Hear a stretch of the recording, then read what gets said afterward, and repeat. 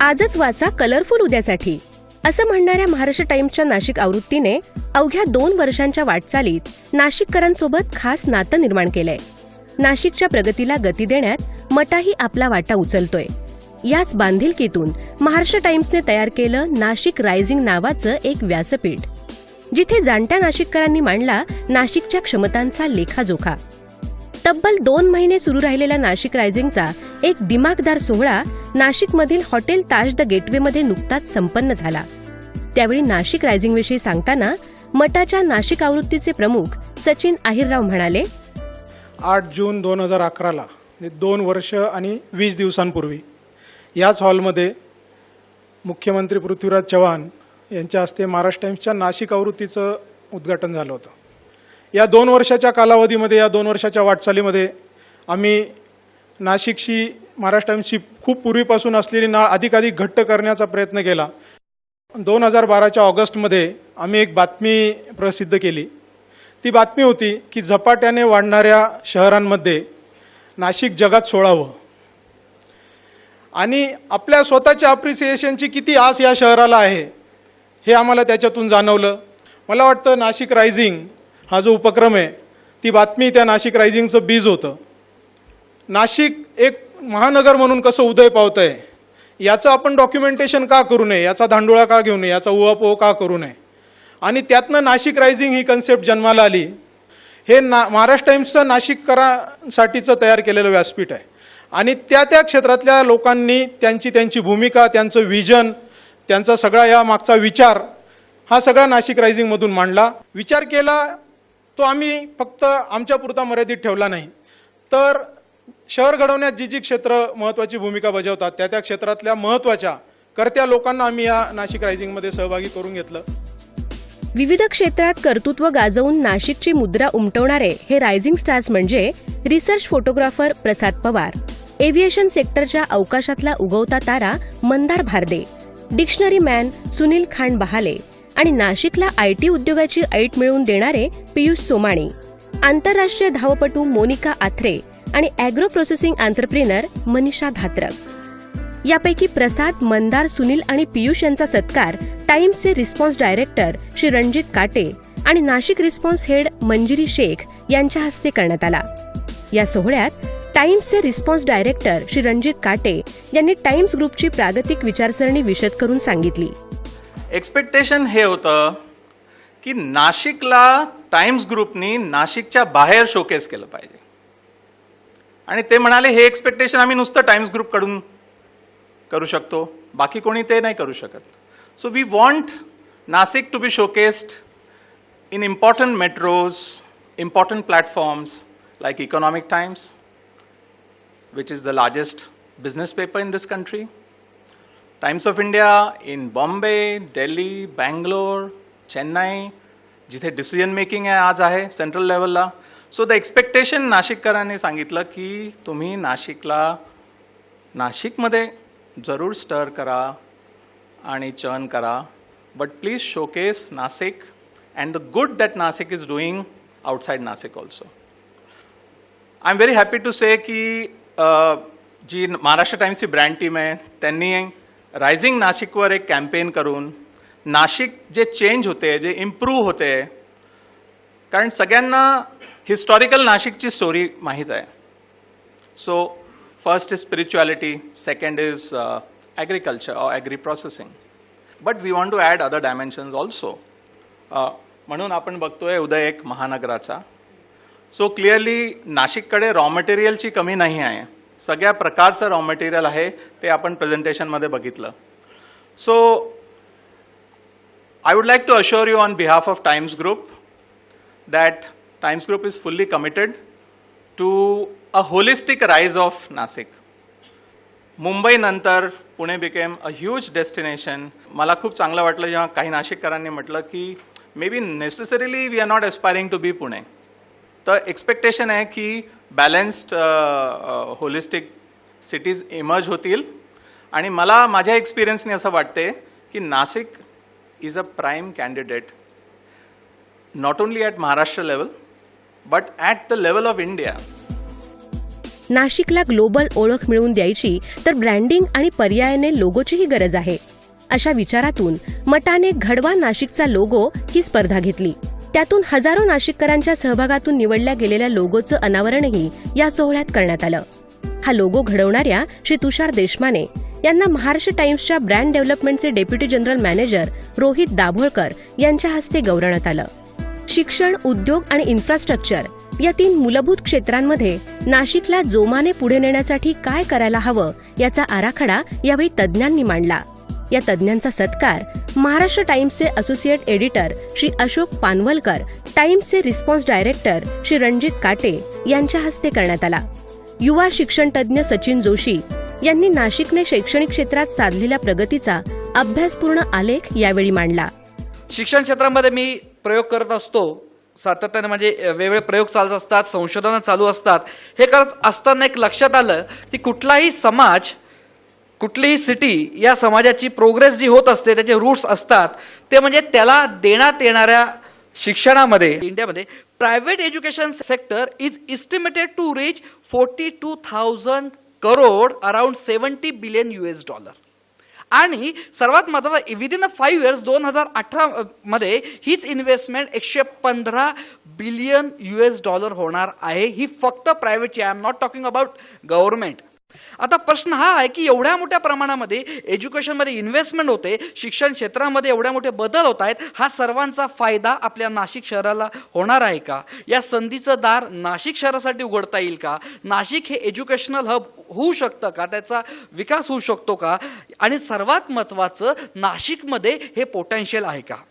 मी तुम्हाला अतिशय म्हणजे ही आनंदाची बातमी सांगतो की येस, नाशिकमध्ये पोटेन्शियल आहे. नाशिक हे एज्युकेशनल हब होऊ शकतं, तेवढी ताकद आहे.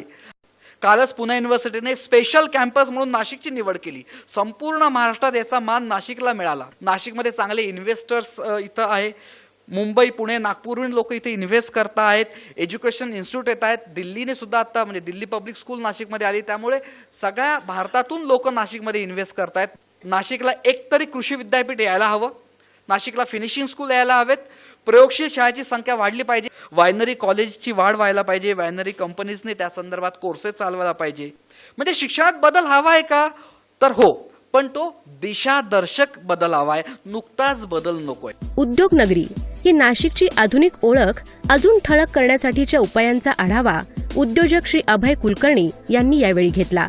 आता जे इंडस्ट्री आहेत, अंबडला 515 एकर आहे, सिन्नरला 516 आहे, दिंडोरीला 28 हेक्टर आहे, विंचूरला 134 हेक्टर आहे. कोऑपरेटिव्ह इस्टेट वेगवेगळे आहेत, NICE, STICE, Malegaon, Musalgaon. Total area 2109 hectare आता इंडस्ट्रीखाली आहे. स्मॉल स्केलमध्ये युनिट आहेत 5334. इन्व्हेस्टमेंट आहे 2086 कोटी आणि त्याच्यात एम्प्लॉयमेंट 51,000ची आहे. मीडियम स्केलची युनिट फक्त 41 आहेत, त्याची इन्व्हेस्टमेंट आहे 258 कोटी. इन्व्हेस्टमेंट फक्त प्लांट अँड मशिनरीची असते आणि त्याच्या एम्प्लॉयमेंट आहेत 46,000 टोटल. लार्ज स्केल युनिट्स आहेत 178. इन्व्हेस्टमेंट आहे 5,964 कोटी आणि एम्प्लॉयमेंट आहे 34,000. ही सगळी डायरेक्ट एम्प्लॉयमेंट आहे. इनडायरेक्ट एम्प्लॉयमेंट वेगळी असते, पण टोटल एम्प्लॉयमेंट 1.5 लाख एम्प्लॉयमेंट आता नाशिकमध्ये जनरेट झाली आहे. प्लस आपल्याकडे दुसरी क्लस्टर्स आहेत की ग्रेप रेझिन क्लस्टर आहे, वायनरी क्लस्टर आहे, इंजिनिअरिंग क्लस्टर नाशिकमध्ये आहे, टेक्स्टाईल मालेगावला आहे, पैठणी येवल्याला आहे. सेंट्रल एक्साईज 6,141 कोटी गोळा झाला आहे. स्टेटचा वॅट 1,500 कोटी गोळा झाला आहे. सर्व्हिस टॅक्स 408 कोटी आहे. ऑक्ट्रा NMCमध्ये टोटल 694 कोटीपैकी 500 कोटी फक्त इंडस्ट्रीचा आहे. खरं म्हणजे एक 10 वर्षापासून दमणगंगा नदीचं आणि नारपार ह्या नद्यांचं पाणी गोदावरी खोऱ्यात वळवावं, कारण दमणगंगेचं पाणी सगळं समुद्रात जाऊन मिळतं, एक्सेस पाणी आहे. हा प्रोजेक्ट 10 वर्षापासून चालू आहे. ते पाणी या गोदावरी खोऱ्यात वळवलं, हे पाणी गंगापूर डॅमपर्यंत येईल, तिकडं त्या गिरणामध्ये जाईल आणि हा भागाला सगळा पाणी पुरवठा होईल. तो त्या लोकांना पाणी पुरवठा खर्च फक्त 128 कोटी आहे. त्याच्या मागं आपण लागलं पाहिजे. ही स्कीम झाली पाहिजे, DMC आलेलं पाहिजे, तरच नाशिकची ग्रोथ शक्य आणि नक्की शक्य आहे. या कार्यक्रमाचे प्रायोजक आहेत ESDS software solution private limited आणि सुयोजित वेरिडियन व्हॅली. श्री अनंत राजेगावकर यांनी इन्फ्रास्ट्रक्चर या विषयाचा व्यापक दृष्टिकोन यावेळी मांडला. नाशिकच्या शक्तिस्थळांचा वापर करून घेत त्यांच्या विकासाचा रोडमॅपच यावेळी राजेगावकर यांनी सादर केला. आपण आता नाशिक सिटीपर्यंतचाच विचार केला, पण नाशिक डिस्ट्रिक्ट म्हणून आता नाशिक एक NMRDA रिजन जो पुढे उदयाला येत आहे, त्या दृष्टीने काय प्लॅनिंग असावं ते करणं फार गरजेचं आहे. खरं म्हणजे 2006 साली आम्ही विशलिस्ट केलेली होती टाइम्समध्ये आणि मला आनंद वाटेल की ती विशलिस्ट आता जवळजवळ 7 वर्षामध्ये जवळजवळ पूर्ण झालेली आहे. खूप चांगल्या पद्धतीने आपलं एक एअरपोर्ट, वेल प्लॅन्ड एअरपोर्ट होत आहे. इंटरनॅशनल कार्गो जे काही पाहिजे तसं एक हब आपल्या इथे चांगलं तयार होतं आहे. रेल नेटवर्कच्या दृष्टीने देखील आपण लोकल ट्रेनचा विचार करायला पाहिजे. मुंबई टू नाशिक कशी लोकल ट्रेन होईल, ओढासारखं जे ठिकाण आहे तिथे आपलं डेडिकेटेड कार्गो रेल्वे स्टेशन होऊ शकतं. रिजनल एअरलाईनचं हब नाशिक चांगलं होऊ शकतं. एअरक्राफ्ट मेंटेनन्स हब देखील आपल्याला ओझरला खूप चांगल्या पद्धतीने करता येईल. तर सर्व म्युन्सिपालिटी वेस्टची मॅनेजमेंट जर व्यवस्थित केली तर बायोमास एनर्जी आपल्याला चांगल्या पद्धतीने मिळू शकते. नाशिकला नॅचरल गॅस कसा आणता येईल या दृष्टीने प्रयत्न केलेले पाहिजे. ITC आणि स्मार्ट सिटीचा कॉन्सेप्ट आपण आणला पाहिजे. याच्यासाठी सिमेन्स किंवा IBM सारख्या कंपनीज याच्यामध्ये पुढाकार घेत आहेत. त्या पब्लिक प्रायव्हेट पार्टनरशिपमध्ये याच्यात काम करत आहेत. त्या दृष्टीने देखील प्रयत्न करणं गरजेचं आहे. आता सोशल इन्फ्रास्ट्रक्चरमध्ये आपला हेल्थ असेल, कल्चरल डेव्हलपमेंट असेल, एज्युकेशन असेल, sports and recreation and entertainment इतकं इन्फ्रास्ट्रक्चर आपल्याला असणं पुढच्या मेट्रोच्या दृष्टीने गरजेचं आहे. नाशिक रायझिंग कॉफी टेबल बुकचं प्रकाशन तर या शानदार सोहळ्याचा परमोच्च बिंदू ठरला. महाराष्ट्र टाइम्समधून नाशिक रायझिंग अंतर्गत प्रसिद्ध झालेल्या मजकुरांचं संकलन करून तयार झालेल्या या कॉफी टेबल बुकचं प्रकाशन अनंत राजेगावकर, अनिल जैन आणि रायझिंग स्टार्सच्या हस्ते करण्यात आलं. महाराष्ट्र टाइम्स आणि टाइम्स ऑफ इंडियाने जाहिरातीसाठी वापरलेल्या अभिनव संकल्पनांचं सादरीकरण नाशिकच्या रिस्पॉन्स हेड श्रीमती मंजिरी शेख यांनी उपस्थितांपुढे केलं. वाचकप्रिय मजकूर देण्याचं काम तर आम्ही करतच आहोत. We are committed for that. पण त्याबरोबरीनेच जाहिरातींमध्ये आम्ही काही नवीन नवीन देऊ शकतो याचा आम्ही टाइम्स ग्रुप नेहमीच विचार करतो. आणि त्याच याने आम्ही अनेक इनोव्हेशन्स आणि न्यू आयडियाज लास्ट 2 वर्षात महाराष्ट्र टाइम्सच्या नाशिक एडिशन आणि टाइम्स ऑफ इंडिया एडिशनच्या माध्यमातून आम्ही केलं. Not only the print ads, but apart from that, there have been some events which we have initiated. आणि त्याच्यात आहे मटा शॉपिंग धमाल. आम्ही एक नवचैतन्य निर्माण केलं या माध्यमातून. And 3 days we had this Mata shopping धमाल and it was a really good hit in the market. We are committed to take Nasik a step ahead. आणि for that, we've already taken this first step. ही जी जाहिरात आपण add बघत आहात ही आज महाराष्ट्रामध्ये प्रसिद्ध झाली आहे मटा ऑल एडिशन्समध्ये सुद्धा. So we've already started the Nasik promotional activity outside Nasik. We always feel that Nasik deserves to be a metro. We've decided that we will take it up. I mean the Times Group and the associations of Nasik. Already our few meetings have done with CREDAI and we have decided that we will take Nasik to the next level. Also, we have a vision wherein we say, okay, Mumbai is definitely the number 1 city in Maharashtra. Number 2 is Pune. The 3rd slot is there, and I think that slot is for Nasik. So here is 3 cheers to Nasik Rising. Thank you so much.